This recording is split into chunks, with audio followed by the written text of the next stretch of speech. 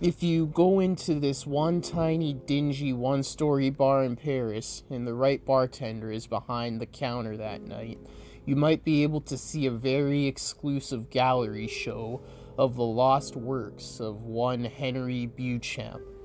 But to get in, you have to prove you're a devotee of the artist to get in. You'll be asked in clear and perfect English, what would you like to partake of this glorious night? Answer, absinthe. No matter what, any other drink from whiskey to water will kill you as you sleep.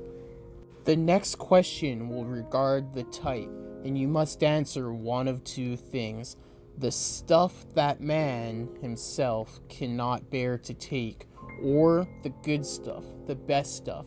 If you ask for any other absinthe in any other way, you'll be plagued by nightmares for 13 days. Each night's dream will be more horrible than the last, until upon the 13th dream, your nightmare will follow you every moment of your waking and sleeping life. Don't try and cheat the barkeep. The door locked behind you. You have to drink what he gives you, doom or not. That such a powerful man granted you audience should be enough. Besides, I've heard that the dying complimented his drinks in their death throes. If you make it that far before sealing your fate, the bartender will say, "Be sure you handle this with care. This is the finest I have. From here you may do one of two things.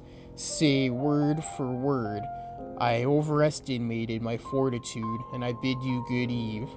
If the barkeep nods, you may leave the door you entered, unharmed and with nothing gained and nothing lost, except the time spent inside.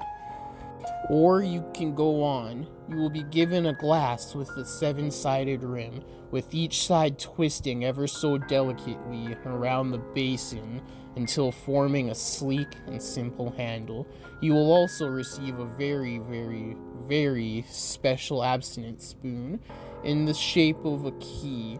The holes that the key's top serve as the draining point for the alcohol to pour over the sugar cube. And of course, an unmarked bottle stripped long ago of its label, scraps of paper sticking to its sides, covered in the root of decades past. The spoon is completely flat but has two distinct sides, one with a groove along the shaft of the key and one without. Turn the shaft down so its groove will be facing down.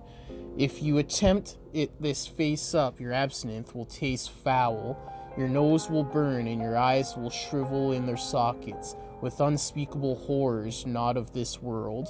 Now, if your spoon is the right way up, begin preparing the absinthe as one would. Put the sugar on the spoon and pour the alcohol over so it gains its color and special qualities. Say cheers to your friend, the barkeep, and bottoms up. If you don't, the absinthe will burn every innard it touches with the power and pain of sulfuric acid. If you've done it right, the already dim lights will go off and darkness will consume the bar.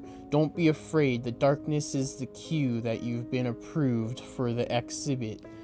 Wait out the darkness and keep silent as the dead, lest the bartender decides to make you so.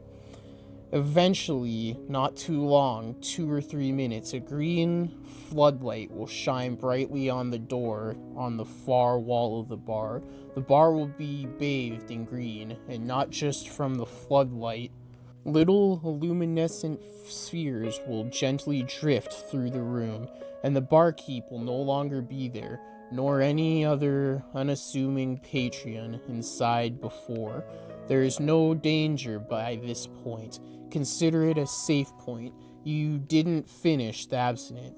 You don't have to, but you might need the alcohol. Either way, take the spoon and put it in the keyhole of the green-lit portal's doorknob. It will fit perfectly and reach the end of the keyhole with a resounding click. Inside, is a small elevator with the most beautiful woman any mortal's eyes could imagine, bathed in the green glow in just such an angle that the light reflects beyond her into the shape of wings.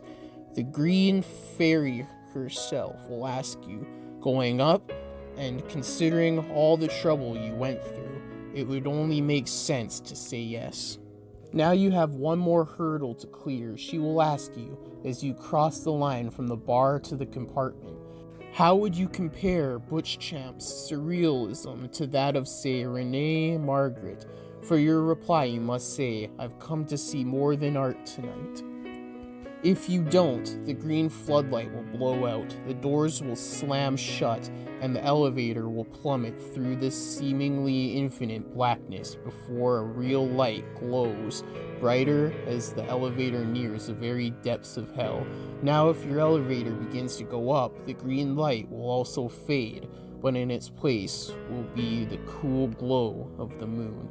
But before you even recognize it, the elevator will reach the top of its, well, let's call it a shaft, not to get too intricate. Now, I'm not as sure about this as the rest, but I've heard that if the green fairy kisses you on the cheek and she leaves the elevator, you will always be blessed with the creative inspiration, a permanent, even changing muse. You can't ask her, you can't kiss her, she has to do it of her own volition. If not, well, nothing. But the reason to do it anyway and anger the woman who is responsible for keeping the Beauchamp painting safe for so many years. You will enter from the elevator in turn of the century parlor with a large poster of Henri Beauchamp on the left side of the opposite wall. On the right is a door. Taking the time to read the poster is a fairly good idea, as it explains the very significance of Mr. Beauchamp. You see, he was a struggling surrealist in the 1920s, always making art to try to be free of the prelimination, and managed to do so. You see, after one night in a tiny, dingy, one-story bar in Paris, he began to paint patterns. First it was geometric patterns, then complete fractals, then images that would be in the newspaper the next day, then next week, then from 50 years ago, 100 in the future, 200 in the past. Then on his last night of life, he kidnapped 3 young girls from their homes at night, murdered them, and painted his finest masterpiece in reds and yellows with the blood and bile of virgins. He committed suicide immediately after painting exactly 13 of these. These are behind the door. The first 6 from the left show from left to right the genesis of the universe, the only true visage of God as viewable to the eyes of man, the true image of Jesus Christ, the sprawling clouds of heaven, every pope from the first to the faces not yet recognizable, and a portrait of Jesus' appearance in his second coming. The other 6 on the right show from right to left the cataclysmic of the universe, the only true visage of Satan is viewable to the eyes of human, the true image of Judas, the sprawling flames of hell, every human embodied demon from the first to the faces of the yet recognizable, and the portrait of the Antichrist in his second coming. Now 6 and 6 make 12, but what of the 13th? The 13th painting is turned around on its wall pin. The image facing the wall, the space around it is roped up at a very wide diameter, and under the flipped image is a sign in 3 languages. The top is in the scriptures of the Seraphim, the bottom is in ruins of the highest demonic orders, and the middle is in Roman letters, do not touch. Now, like the kiss, I can't say this part with as much certainty, but all the same, I heard that somehow, as he died, Beauchamp flayed his skin, his organs, his very soul into some sort of collage. How he took his dead body and created such a horrific masterpiece I could never say, nor would I ever dare to. So if you make it, maybe you can flip the canvas over and tell me sometime. You can tell me about it over a drink. Hey guys, thank you for listening to today's Creepypasta, and I hope you enjoyed. I do have a podcast called The Murder House Radio Show. Check it out, the link will be in the description below. But yeah, if you enjoyed, like, comment, subscribe, and share for more. Hit the bell notification when you subscribe and select all to get all notifications whenever I upload. I upload 6 days a week, Monday to Saturday, at least one video a day. Also, go follow all the social media accounts, which are in the description below. Also in the description below is the source to the creepypasta and the music used, so go check those out. Let me know what creepypasta you'd like to hear next, or if you have your own creepypasta you'd like me to narrate, or recommend a creepypasta series you'd like to hear. Send them to me on any of the social medias in the DMs, or to my email address, which is also in the description below. Also in the description below is the author's social medias, if they have any listed. But yeah, that's it for today. So until next time in the Deadly Zone, stay deadly and stay spooky.